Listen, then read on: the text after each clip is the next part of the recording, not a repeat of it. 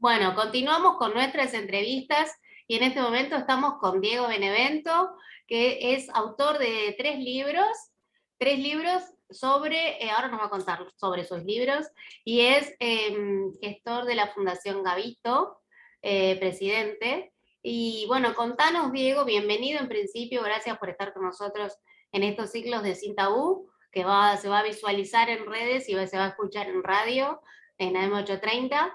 Y bueno, queremos que nos cuentes acerca de tu fundación y en qué está basada también tus libros, en referencia a qué, y poder charlar un poquito sobre el tema.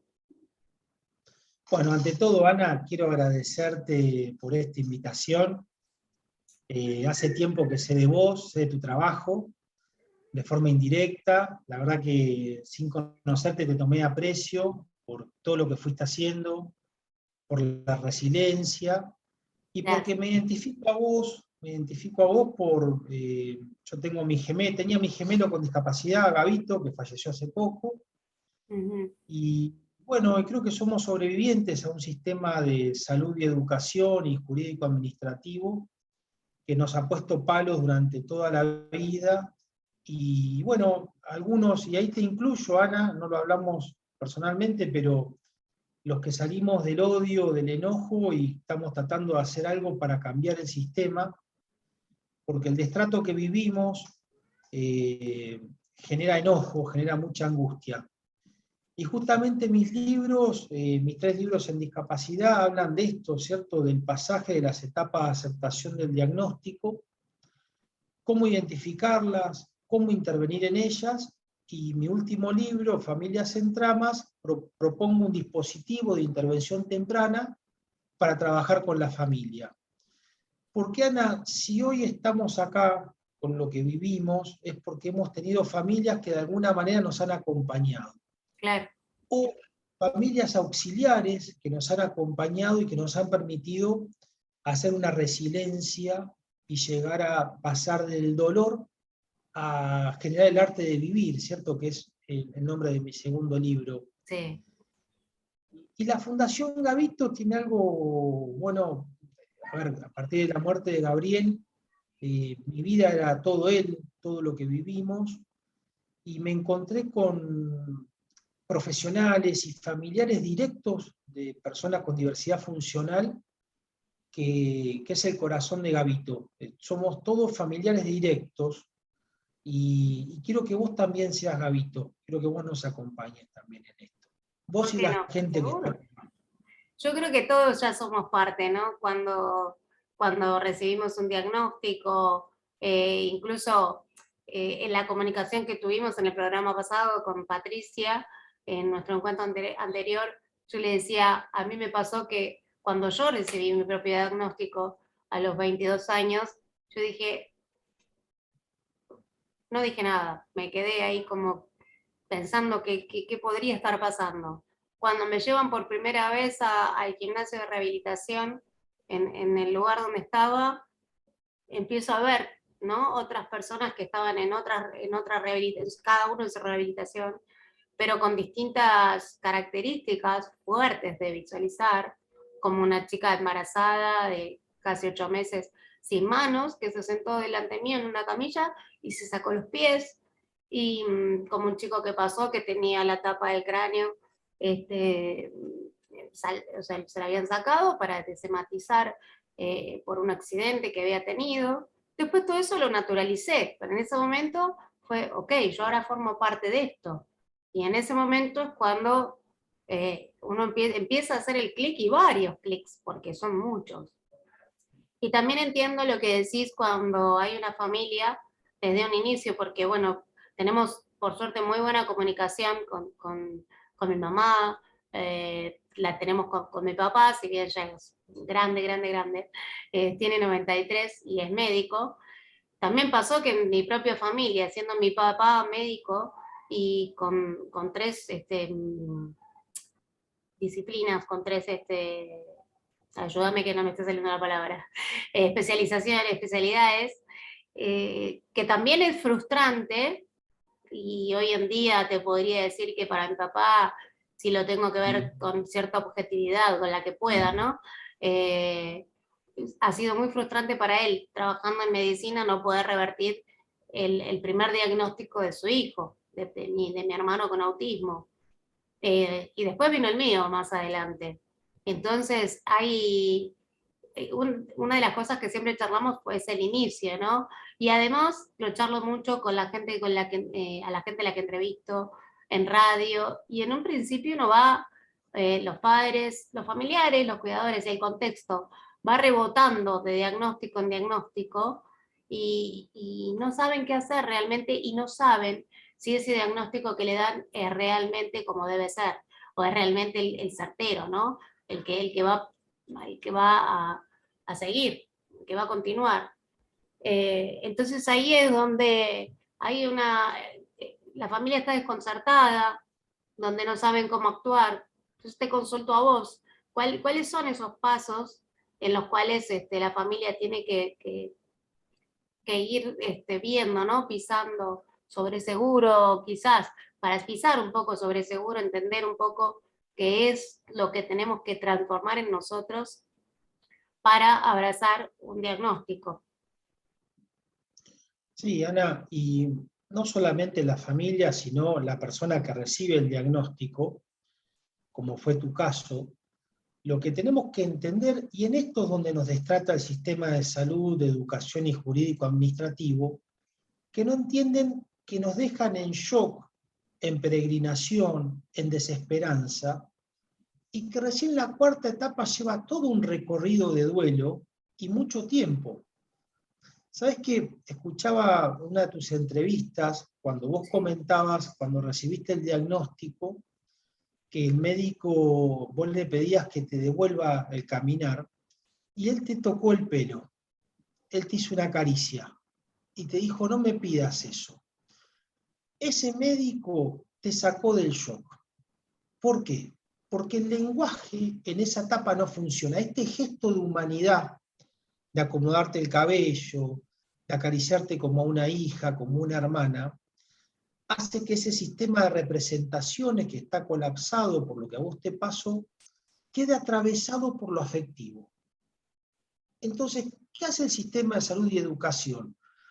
Como están acostumbrados y formados a trabajar con el destrato, con la objetividad, te tiran un diagnóstico sin ser afectivo, sin conectarse con vos. Yo antes creía, y con mi equipo, que lo hacían de forma perversa, de una forma negativa, hasta perniciosa. Y lo que descubrí es que en realidad lo hacen porque no tenemos una formación. No sabemos qué genera el diagnóstico en una persona y en el contexto donde va a estar. Es así. Justamente una familia que está en shock te dice, no entendí lo que me dijo, no podía, Procesar, estaba entre algodones, explotó una bomba. claro. Ahí lo importante es cómo vos conectás con esa familia, con esa mamá que le decís, mamá, mira, hoy no vas a entender lo que es este diagnóstico, no vayas a internet, me llamás por teléfono. Ojo, mamá, cuando salís de este lugar porque estás en peligro. ¿En qué sentido? Como a vos imaginemos a tu mamá o a mi madre con el diagnóstico de lo que ocurrió. Salen de un hospital, de una clínica, y en la calle la atropella un auto. O dejan el gas abierto, ¿sí? O se tropiezan y se caen adentro de un pozo que dejó abierta agua argentina. ¿Por qué? Tienen la cabeza explotada. No hay forma de pensar en otra cosa más que en eso, sí. Y cómo Exactamente. seguirá y las Entonces, proyecciones en base a eso. no, en realidad, eso es para la segunda etapa. Sí, que ni siquiera Ahí, las tienen, es verdad. ahí vos estás colapsado, decís, ¿qué me dijo? Esto es un sueño. Están como en un sueño. Sí. Por eso es tan importante el gesto de este médico que te acarició el pelo y te dijo, yo estoy más allá de lo que te pueda pasar.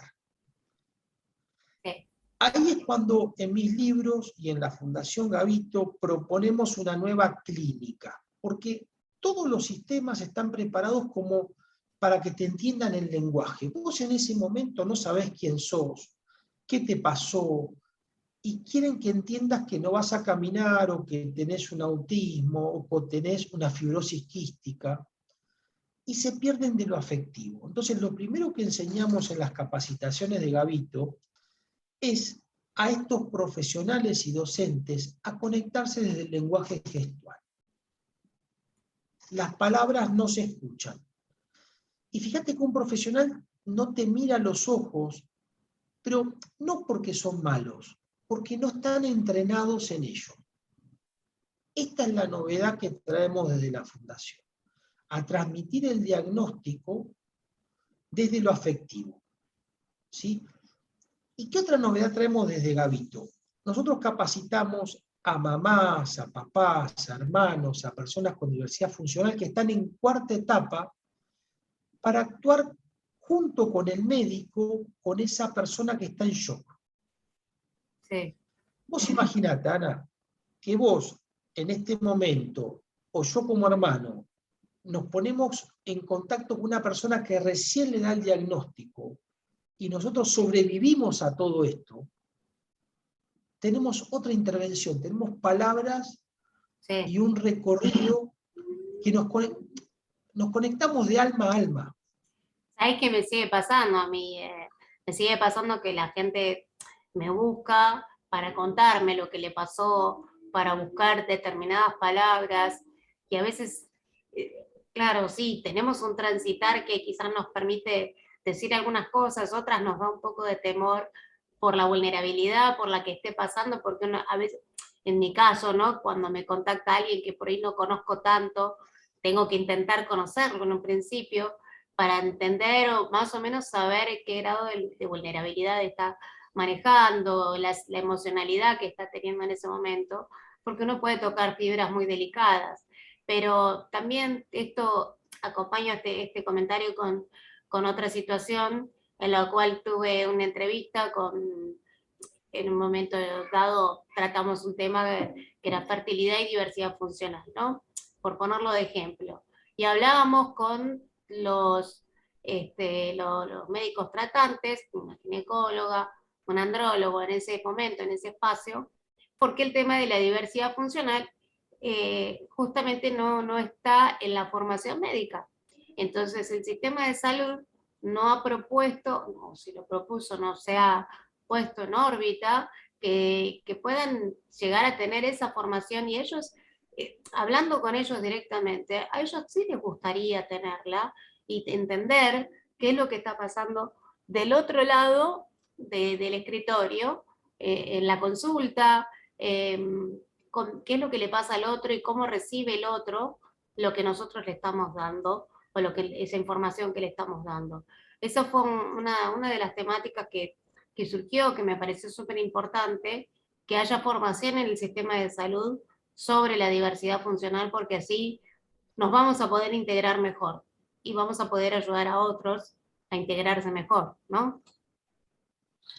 Sí, Ana, y tomo dos cosas que vos decís para aplicarlo en las etapas de aceptación del diagnóstico, que A son ver. 4. Cuando vos te conectás con una familia, vos las querés conocer porque intuitivamente querés identificar en qué etapa estás. En qué etapa está esa persona. Si está en las dos primeras etapas, funciona el lenguaje gestual.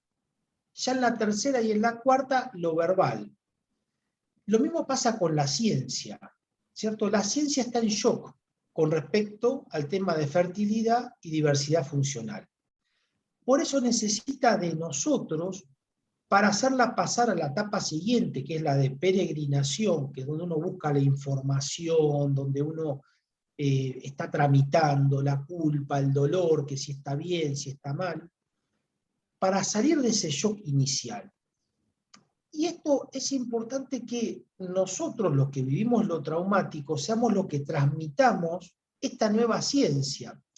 ¿Qué ha Estamos ocurrido? contribuyendo de un lado hacia el otro y del otro hacia uno, digamos. Estamos haciendo un Sí, puente. porque ¿qué pasa? Los que escriben sobre lo que vivimos no vivieron el trauma. Entonces, hacen Exacto. como estos observadores etnocentristas que catalogan sin haber transitado estas etapas de aceptación del diagnóstico. los médicos, las instituciones, las sociedades, las personas, las familias, atravesamos estas 4 etapas del duelo. La primera es el shock o el embotamiento. La segunda es la peregrinación o búsqueda de la figura perdida. ¿Qué significa esto? Tratar de ir buscando distintos diagnósticos para desconfirmar el que tenés. Buscás la cura milagrosa. Claro, sí. Esto no, Vos no puede vendés, ser así. El médico, pero si tal la vio y estaba bien. Sí. o si la llevo a Cuba, va a caminar. Si Oh, vendo la casa, si la vendo, la casa las y vuelvo células a... madres, incluso hay modas también, lamentablemente. Exactamente. Y muchos chantas y mentirosos, Sí. ¿sí? Que usufructan. Pero ¿qué pasa si uno no sabe de Mira, te esto? voy a contar, ya que le ponemos anécdota también un poco, una nota de color en base a lo que estás comentando, en esta peregrinación del contexto de la familia, y mía también. Yo estaba en un centro de rehabilitación internada, pero pidieron permiso exclusivo, me llevaron al padre Ignacio en Rosario, rezando el rosario durante 2 meses en las rodillas y en los tobillos, con sal o azúcar, limón y agua bendita. Eh, Me llevaron también a un neurólogo X, por el tema de las células madres, viajar a Estados Unidos. Mi papá viajó hasta Valencia para preguntar sobre las células madres. Le dijeron, doctor, vuelva en 15 años porque esto está en pañales. Por lo menos fueron Sí, honestos, ¿no? sí. Y es más, ya pasaron esos 15 años y no prosperó. Para Sí, determinadas sí. cosas sí, para otras no. Pero bueno, sí, sí, sí, Ana, para pero contar, ¿no? Estos pero es datitos. muy importante tu testimonio, porque todos los que vivimos estos diagnósticos sin pronósticos, vamos al cura, vamos al curandero, vendemos la casa, vamos a la MAI. Y Sí, si nosotros los profesionales y docentes no sabemos que es parte de un camino que hay que seguir y cuestionamos a esa familia, los bajamos del sistema. Vos lo que tenés que decirle a la familia es, mira, contactate con esta mamá que está formada en la fundación de Diego, la fundación Gavito, que vivió esto. Y una cosa es que una mamá que vivió esto, un hermano, un papá te lo diga, a que uno que no sabe del tema diga, no, es una boludez esto. No, no es una pavada. Porque esa familia tiene que peregrinar lógicamente, igual que, vamos a un caso menos extremo, vas al Garraja, vas a Casa Cuna, vas a Fleni. Cuando te dan el diagnóstico de lleno, directo, vos te vas, porque te embotaron. Si no fueron afectivos, si no te dejaron el teléfono, si no te siguieron, no te acompañaron desde las intervenciones que proponemos, también vas a peregrinar. claro. ¿Por qué? Porque el psiquismo está procesando esa información para lo que no estabas preparado. Uno tiene un acervo de representaciones que la diversidad funcional va a romper. Entonces, estas etapas también las tienen los médicos. Los médicos creen que nosotros vamos a entender el diagnóstico Ahí en el momento. en el momento, y en realidad para nosotros es una palabra que no... Después nos damos cuenta que ni ellos saben de qué se trata, porque el diagnóstico es particular, Individual, ¿cierto? Es claro. algo particular, y también lo que se perdió, y esta es otra novedad de la Fundación Gavito, donde tenemos grandes afrontas con profesionales y con distintas escuelas, es la Sí, importancia del ambiente facilitador. Vos no puedes trabajar con un paciente o un alumno si no estás afectando al sistema donde vive. Está más tiempo con la madre, el padre y los hermanos que con el profesional.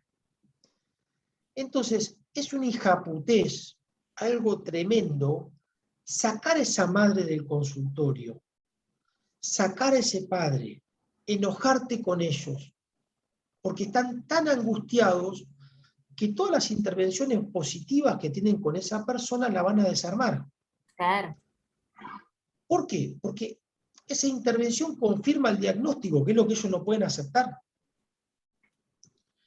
Entonces, lo que propone Fundación Gavito, lo que propone este modelo es entrenar a mamás, a papás, a hermanos, a tíos en cuarta etapa para acompañar a los profesionales que están dando el diagnóstico.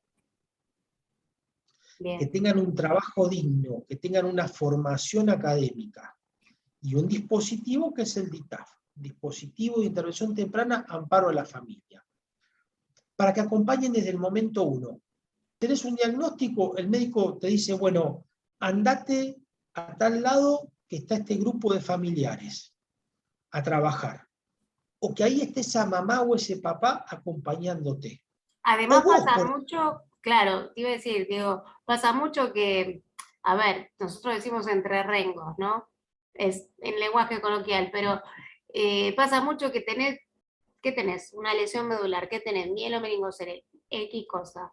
Y te dicen, ah, bueno, yo tengo un amigo, y te pasan el contacto. Pasa mucho esto, ¿no? De que uno se va concatenando con otras personas porque tal vez tuvieron algo similar o porque tal vez el contexto vio una similitud, y en pos de querer ayudar, muchas veces para bien, muchas veces no termina siendo bueno, depende, como digo, ¿no? El estadio de cada persona. Por eso me parece, y la verdad que te felicito porque es genial de tener determinados, ¿cómo le llaman ustedes cuando están en etapa 1 o en grado 1, grado 2, en las distintas etapas, que hayan pasado las distintas etapas para poder ayudar a la persona que se está iniciando, porque cada quien además tiene sus tiempos.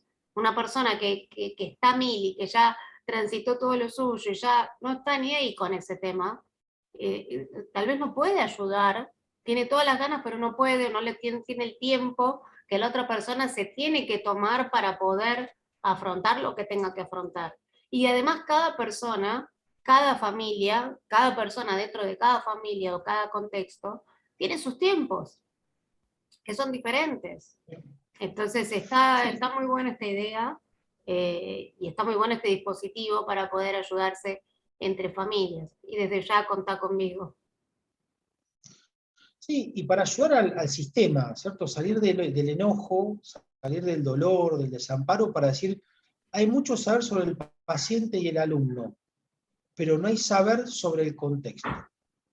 Entonces, nosotros que somos una minoría silenciada, sin representantes legislativos, tenemos que generar nosotros nuestras propias leyes, tenemos que generar nosotros nuestra propia teoría y clínica y práctica médica, práctica psicológica, práctica psicopedagógica, y no que queden en manos de estos estudiosos que extrapolan modelos que tienen que ver con otras situaciones. Esto es un campo nuevo, es un campo. ¿Sabes que en mi universidad, yo estoy en la Universidad de Buenos Aires, soy psicólogo, ¿cierto? Sí. Tenemos una materia optativa, discapacidad. Me lo Es una materia contaron. de 4 meses. Y en un apunte escrito en chino, hablan de la familia. En chino, para decirlo de alguna manera. Sí, sí, sí. Cuando lo encontré dije, ala, esto, acá encontré el becerro de oro, esto es la clave. Pero siempre es esto de escribir las patologías, cómo es, y nunca hablar del ambiente, ¿viste? Cuando decís, pero esta persona no nace de un repollo, no vive sola. Entonces, ahí está el desafío nuestro, y por eso también me encanta tu propuesta radial, porque sos como una referente desde del encuentro. ¿Sabés que hay muchas familias que generan estos espacios de comunicación y empiezan a nuclearse? Sí. Arman grupos de familias. Después hay que ver en qué etapa están esos grupos, ¿cierto?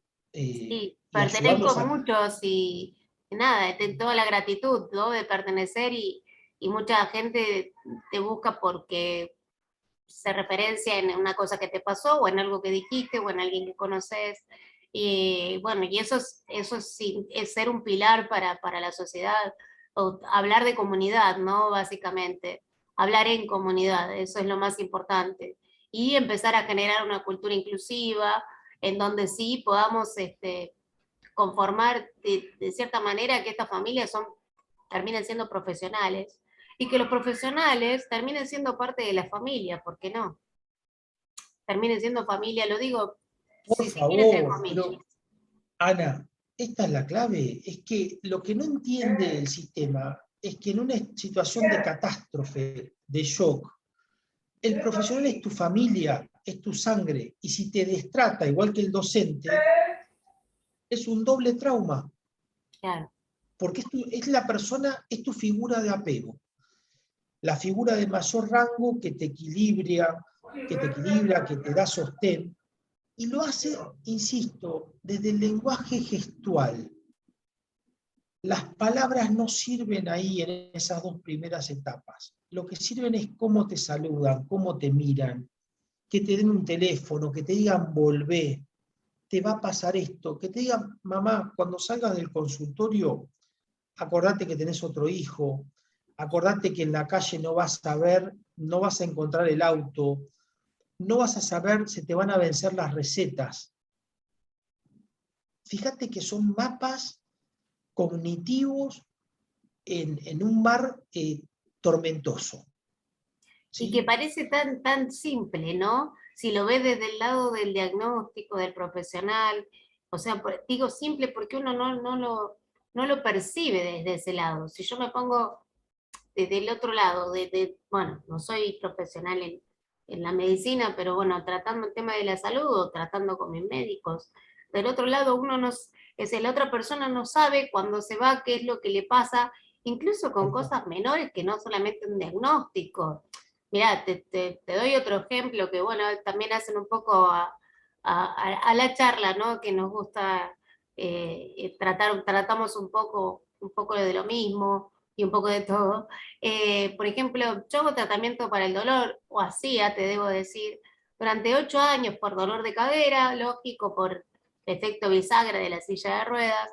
Entonces, dolor de cadera, me han hecho bloqueos de cadera, no funcionaron, tratamiento del dolor, medicación tal, medicación tal, medicación tal, hasta que en un momento me dijeron, mira, yo no te dije esto, pero si te tengo que aumentar la dosis de tal cosa que vos me decís que te abomba tanto, o sea, que tiene tanta resaca, y anda por el aceite de cannabis. Y yo dije, ahora la medicina entonces no tiene nada por ofrecerme. Y eso para mí también fue un shock, porque yo me fui de ahí y dije, ¿y ahora qué hago? Yo hasta ahora no había recurrido, yo no sé de fumar, en ese momento. Después me fui a las ONG de autocultivo, después me enteré de que las plantas mueren durante un año, o sea, viven durante un año y uno tiene que volver a empezar porque yo cero plantas. Entonces, empieza otro transitar, otro camino, y en función de un dolor de cadera, de un dolor que no es un dolor cualquiera, ¿no?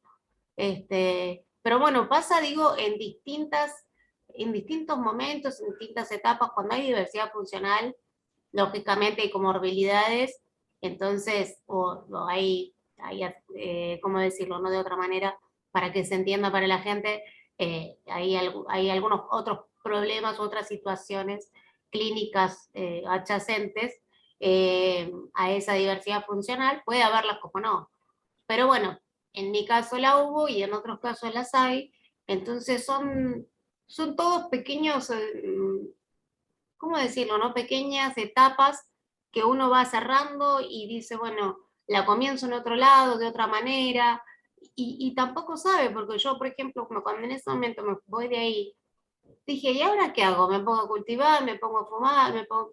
¿Qué hago? Porque ya había terminado ya me habían evaluado de todas las formas, incluso yo misma pedí un ateneo médico conmigo, y yo, no sé, fui a exigir algo que dije, no, no se me va a dar, pero se me dio. Entonces tenía un plástico, un traumatólogo, el jefe de clínicas y tratamiento del dolor. Entonces fui para ver qué se podía hacer en base pero el tema es que si todos los profesionales estaban abocados a su librito, yo sé lo que hace cada uno, pero la cuestión era ponerse creativo en función de qué podemos hacer en base a este dolor que no sabemos de dónde proviene y no es un dolor neuropático. No me quiero ir por las ramas, pero te estaba contando este dato justamente también porque sigue sucediendo a lo largo de la vida de la persona que tiene un diagnóstico X. Puede seguir sucediendo, no digo que necesariamente siempre, pero Sí, siguen sucediendo situaciones, incluso cuando se da una situación de padres que esperan un chiquito, que se da con la mujer embarazada, o con la mujer que recién parió, o con la que tienes un niño de 3 años, 4, 5, que descubren, no sé, un TEA. Después vuelven a suceder otras cosas a lo largo de la vida, en distintos momentos, en distintas edades, en las cuales también los padres se vuelven grandes, la intervención de los hermanos también es muy importante.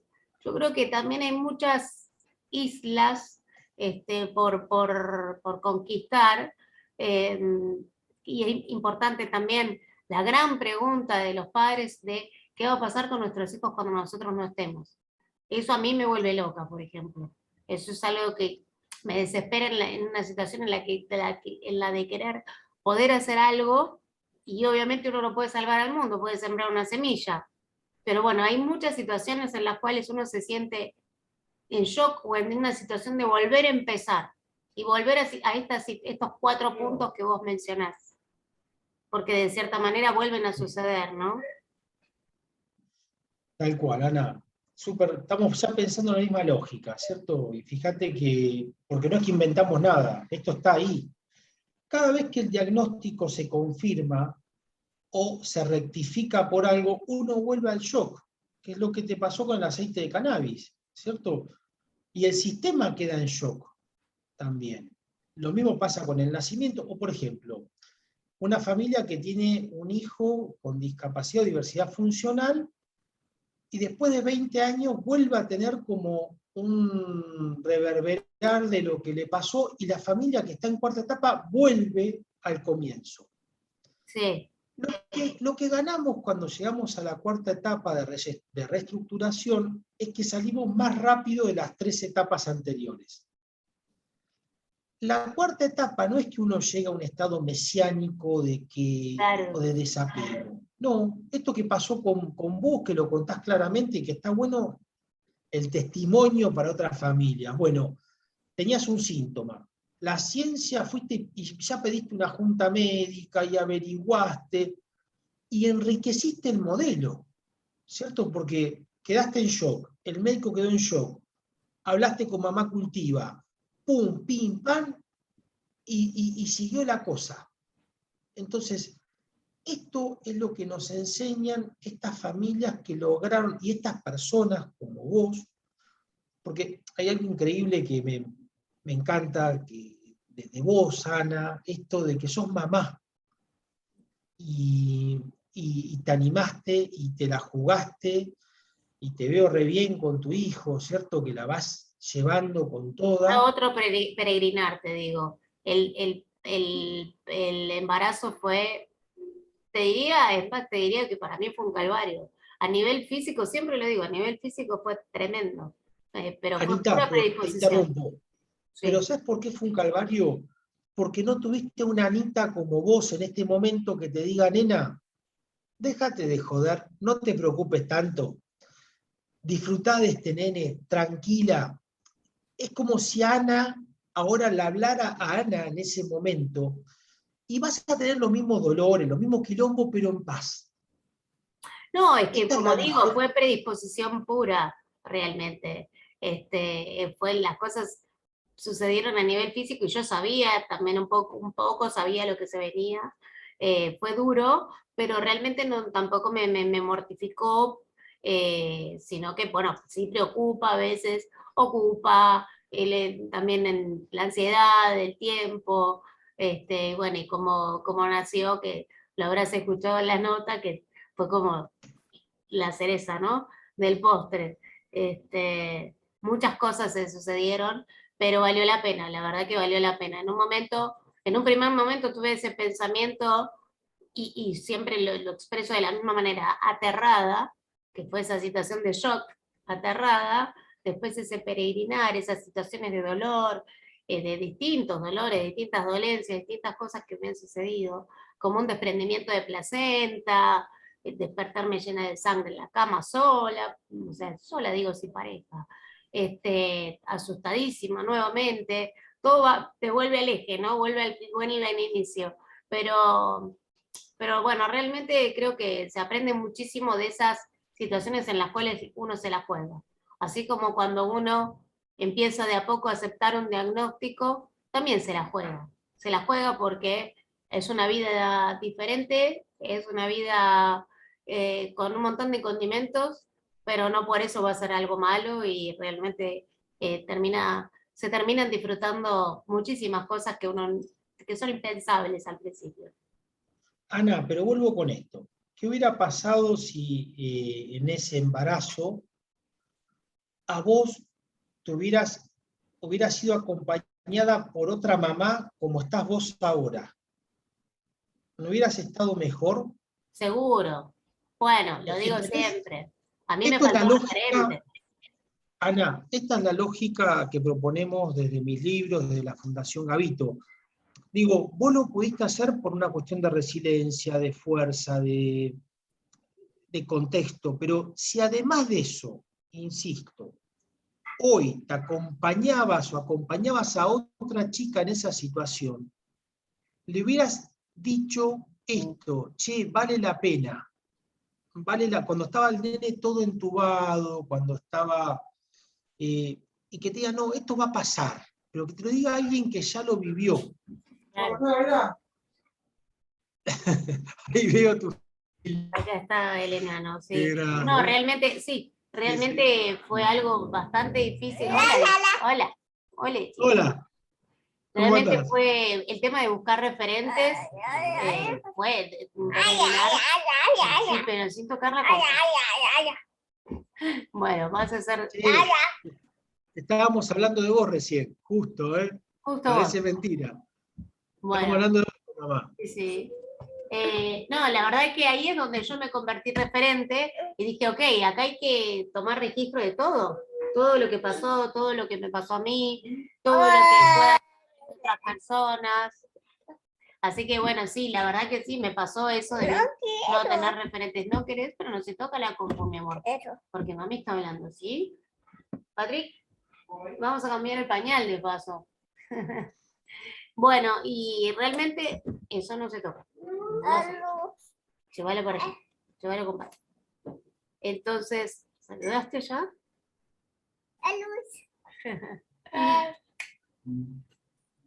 Bueno, la verdad que sí, realmente no quiero irme del eje de la conversación, pero sí, tiene mucho que ver, ¿no? Este tránsito por las decisiones y por las cosas que nos van sucediendo. ¿Vamos? Déjale esto a mami y anda a cambiar el pañal. Vamos a dejarle esto a mamá. Gracias. Toma, decirle, toma, mami, este es tuyo. Ahí está. Chao. Chao. Se lo cambió para la cosa. Ahí tenemos al cantante lírico, el futuro cantante lírico. Así que bueno, la verdad digo, me encanta poder hablar con vos. Me gustaría hacer una segunda y por qué no una tercera conversación realmente muy interesante. Silencio. Y te hago una Realmente me propuesta, Ana. gustaría y me encantó. Me encantaron estos puntos, estas bases. ¿Cómo las llamás, Diego, para decirlo bien y concreto? Son Estos las cuatro etapas de aceptación del diagnóstico. Las 4 etapas de etapas de asimilación. aceptación del diagnóstico, sí. Las Perfecto. 4 etapas de aceptación del diagnóstico. Pero te quería hacer una propuesta, tal vez en otro encuentro, Sí, tomar esta pregunta que vos recién lanzabas. sí, ¿Qué va a pasar con esta persona con diversidad funcional cuando yo no esté? sí. Es algo que se preguntan todas las familias, o al revés, la persona que se pregunta y dice, ¿qué voy a hacer si este sistema de apoyo que tengo lo pierdo? Y creo que eso valdría para una charla, porque bueno, esto lo abro en mi primer libro, Familias en Llamas, Claro, porque donde... uno no puede hacer algo tal vez, pero todos, si hacemos Sí. eco, ¿no? ahí pueden empezar a cambiar las cosas. Teniendo en cuenta, y perdón que te haga la acotación, que hablando con una TO, una psicóloga de Tierra del Fuego, yo le hablaba y le decía, justo hablando del mismo tema, de esta pregunta que se hacen los padres, y claro, y terminan en un geriátrico. No, no, acá no hay geriátrico. Bueno, en la misma, o si no en la misma institución en la que están, no hay instituciones. Entonces yo dije, wow, quedé en jaque porque no hay nada, no hay nada. Los chicos están en sus casas con las familias. Hay lugares particulares, pero no hay una institución. Entonces dije, acá hay que hacer algo. También hay que generar políticas públicas desde las propias personas con diversidad funcional para nosotros mismos. Bueno, hay tantas cosas por hacer y, perdón, conseguíme diciendo que así ya cerramos para proponer para la próxima. Pero esto, digamos, pero ¿sabes qué? Más aún, mi experiencia en todo el país, con mi equipo, hasta en las zonas más pobres, siempre hay algo para hacer, pero no hay representaciones. No tenemos la información, no tenemos los lazos. Siempre hay algo, somos criollos, somos latinos, siempre tenemos algo de la afectividad, siempre hay un vecino, hay una institución, hay una parroquia, siempre hay algo. Pero ¿qué pasa? Está todo fragmentado. Por eso es tan importante esto, relanzar estas representaciones, asociarnos en grupos de familiares, ver cómo se resolvió en otro lado, porque lo que genera esta fragmentación social con la diversidad funcional es que empecemos siempre de cero. Si vos no contás tu experiencia, si Fundación Gavito no está ahí, si estas otras fundaciones no están, todos volvemos a empezar de cero. Y la experiencia no es que no vas a atravesar el dolor, sino que vas a ser acompañado en las etapas. Por eso es importante esta pregunta. Según en qué etapa de aceptación del diagnóstico vos te encuentres, vas a poder resolver o no esta pregunta de qué va a pasar cuando yo no esté o el sistema no esté. Te lo dejo picando, a vos y a la audiencia.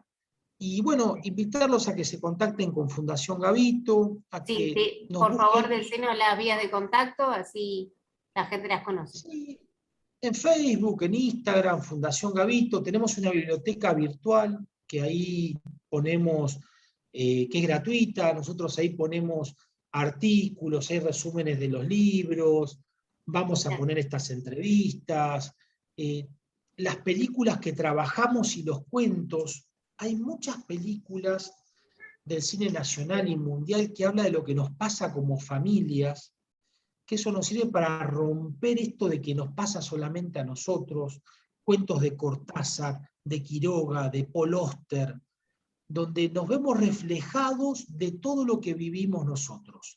Contame alguna Y también, película, me la dejás picando, seguramente alguna que conozca, pero quiero saber.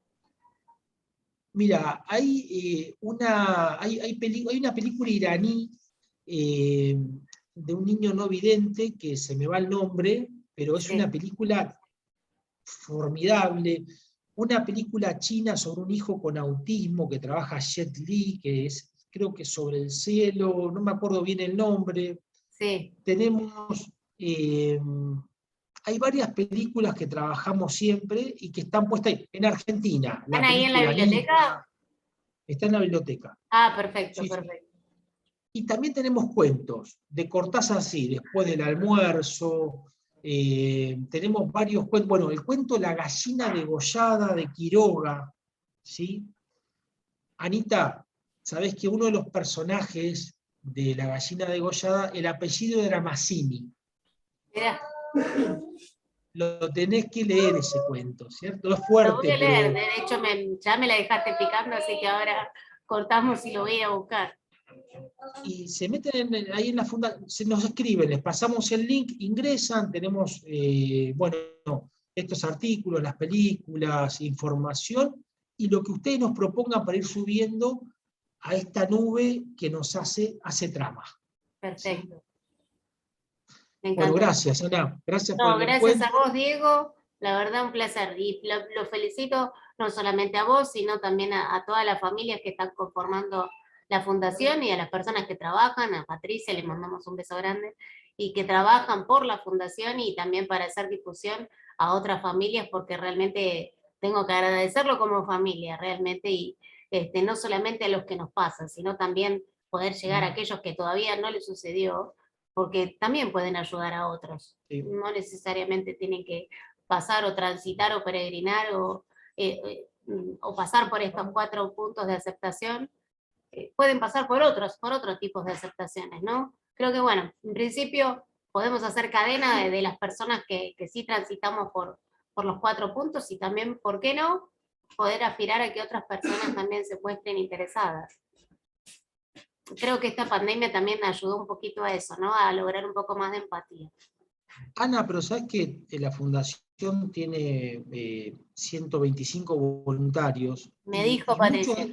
Y muchos de ellos, que son voluntarios activos, no son familiares directos de personas con discapacidad o diversidad funcional. Sí.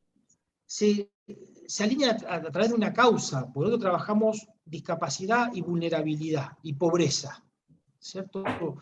Y hay mucha gente que se suma, que dice, bueno, confío en ustedes, confío en lo que hacen, me quiero acercar, y te das cuenta que trasciende entonces a lo traumático. Que esto está bueno, que la inclusión, empezamos a entender que, como decía Paulo Freire, que nadie se salva solo, ¿sí? Nos salvamos en comunidad. Bueno, te agradezco Bueno, muchísimo, Diego. Perdón las interrupciones, pero bueno, es en vivo, todo esto es en vivo, la vida real. Te pido que no lo edites, ¿eh? Esto No, es así, no. Tiene que estar así. En la vida misma, no, y en radio me pasa lo mismo, y es así, es mi vida. Bueno, te agradezco mucho. Sí, perfecto. Bueno, gracias, Diego.